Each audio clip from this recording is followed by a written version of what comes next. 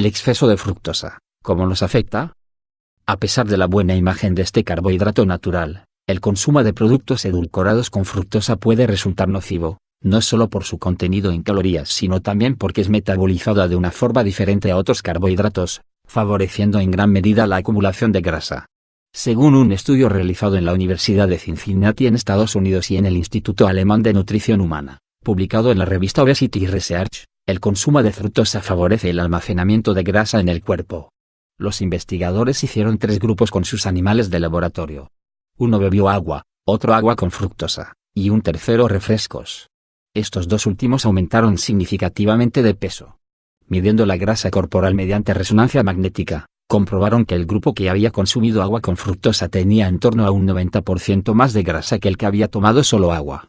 El papel de las hormonas. Según los científicos que han realizado las investigaciones, parece que el incremento de peso producido por la fructosa no se debe solo a las calorías que aporta. La fructosa afecta a la tasa metabólica, favoreciendo el almacenamiento de las grasas en el organismo. Al parecer, produce alteraciones en ciertas hormonas que participan en la regulación del peso corporal: leptina, insulina y grelina de una forma diferente a como lo hacen otros carbohidratos, como la glucosa. La fructosa es un monosacárido, unidad más simple de los denominados hidratos de carbono. Por tanto, se trata de un nutriente calórico que aporta, en concreto, 4 calorías por gramo. Se encuentra de modo natural en las frutas y también en la miel. Asimismo, es un componente básico de la sacarosa o azúcar común, precedente de la caña de azúcar o de la remolacha azucarera. Se comercializa granulado, al igual que la sacarosa, para poder ser utilizado como azúcar de mesa. Ventajas de su consumo: es natural por su intenso sabor dulce, se requiere menos cantidad a la hora de endulzar los alimentos. Se emplea en productos especiales para diabéticos, ya que tras su ingesta, no se producen elevaciones bruscas del azúcar en sangre. Es cariogénico, es decir, puede provocar caries si no se mantiene una adecuada higiene bucodental. Es calórico, por lo que su consumo se ha de moderar al igual que lo ocurre con otros azúcares sencillos, en especial, en situaciones de sobrepeso u obesidad.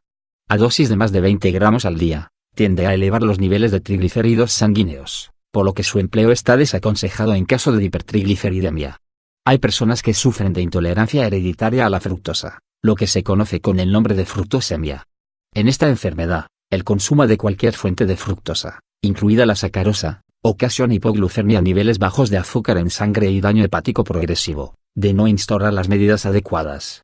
Desventajas de la fructosa. Los alimentos contienen una variedad de azúcares llamados monosacáridos, unidades básicas de azúcar como la fructosa y la glucosa, y otros llamados disacáridos, la unión de 2 monosacáridos.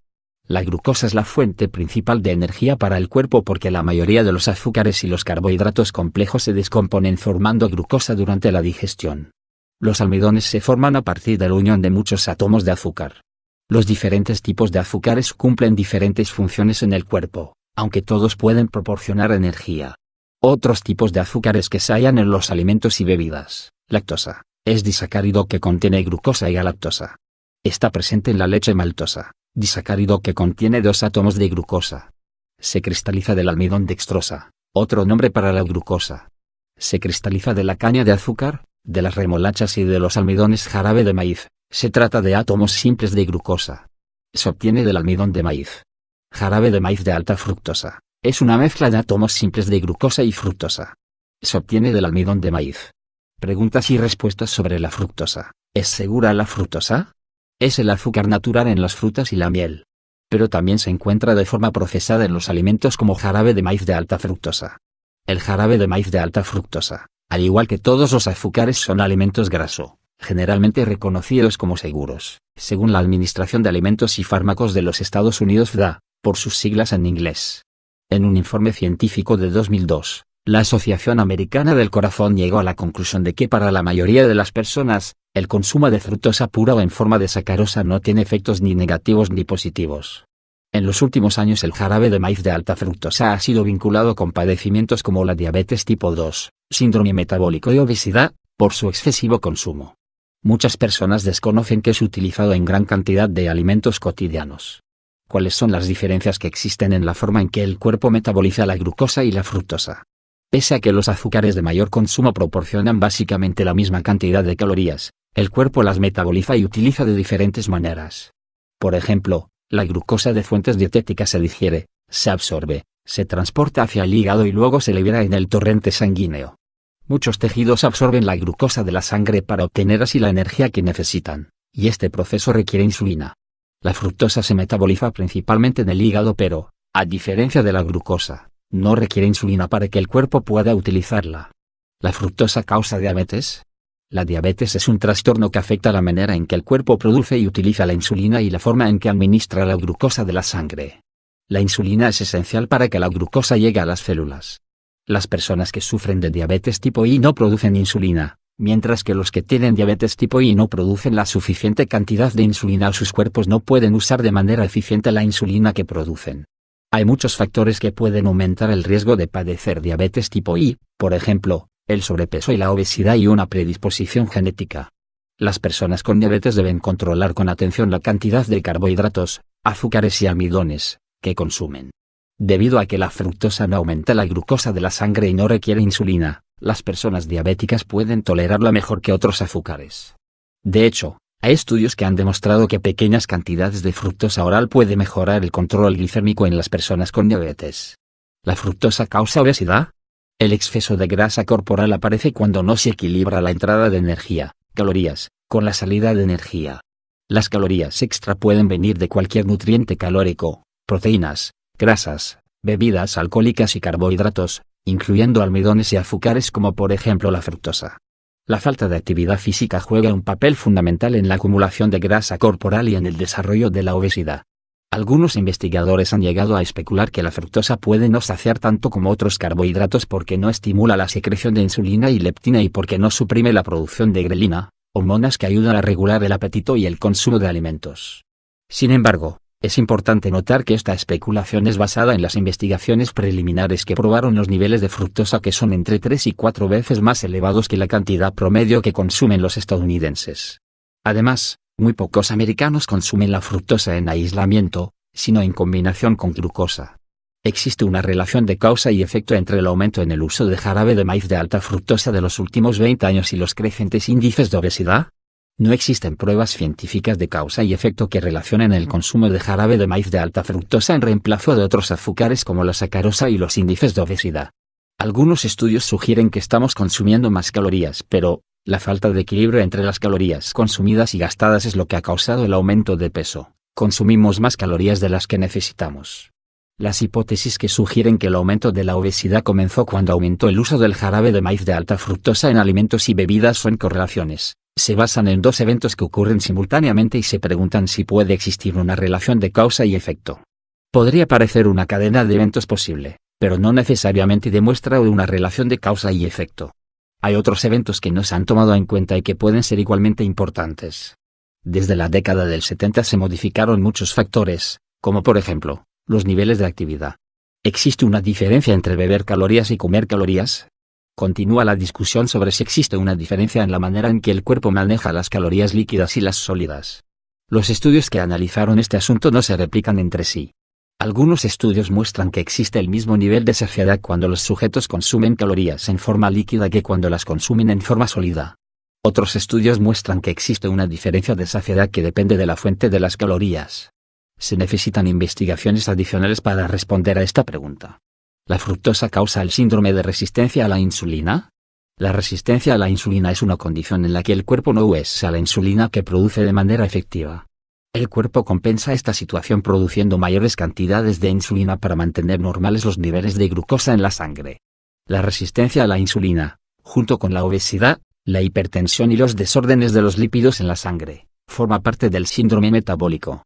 En ocasiones, la resistencia a la insulina origina diabetes tipo I y enfermedades cardíacas.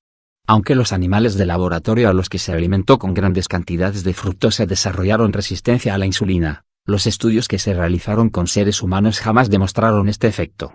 El exceso de grasa corporal, la falta de actividad física y una predisposición genética son estimados ser las principales causas de la resistencia a la insulina, no así el consumo de fructosa. ¿Qué efecto tiene la fructosa en los triglicéridos del cuerpo? La palabra triglicérido es un término técnico que designa la grasa que existe en los alimentos y en el cuerpo. Tanto la grasa dietética como los carbohidratos contribuyen a la formación de triglicéridos en el cuerpo, pero de diferentes maneras. El consumo en exceso de calorías derivadas de las grasas, Las proteínas o carbohidratos incluyendo almidones y azúcares promueven la acumulación de grasa corporal.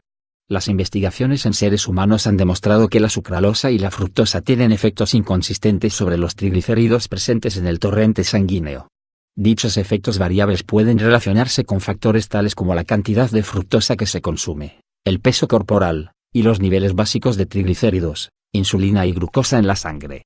El aumento de los triglicéridos en la sangre se observa principalmente en personas sedentarias con sobrepeso y en personas obesas con dietas altas en fructosa, carbohidratos totales y bajas en fibra dietética y grasas. Algunos investigadores sugieren que el aumento crónico del nivel de triglicéridos en el torrente sanguíneo puede aumentar el riesgo de resistencia a la insulina y de enfermedades cardíacas coronarias. ¿Qué alimentos y bebidas contienen fructosa? Las fuentes naturales de fructosa son las frutas, algunas vegetales, la miel, el azúcar de caña y las remolachas. Debido a que también es un componente en los endulzantes como la sucralosa y el jarabe de maíz de alta fructosa, la fructosa también está presente en diferentes cantidades en una amplia variedad de alimentos y bebidas, desde pan lactalo de molde, galletas y jugos comerciales por ejemplo. ¿Qué es el jarabe de maíz de alta fructosa? El jarabe de maíz de alta fructosa es un endulzante líquido que se usa en la fabricación de alimentos y bebidas. A fines de la década del 60 los científicos desarrollaron un proceso enzimático que transforma la dextrosa de la fécula de maíz en una mezcla de fructosa y glucosa. ¿Qué alimentos y bebidas contienen jarabe de maíz de alta fructosa? El jarabe de maíz de alta fructosa está presente en numerosos productos como por ejemplo, gaseosas, bebidas de fruta, bebidas deportivas, productos horneados, caramelos, mermeladas, yogures, condimentos, alimentos enlatados y empacados y otros alimentos endulzados. ¿Cuánta fructosa se debería consumir en un día? No existen recomendaciones ni requerimientos dietéticos específicos para la fructosa. El Instituto de Medicina y de la Academia Nacional de Ciencias recomienda que el consumo total de carbohidratos incluya entre 45 y 65% de consumo calórico.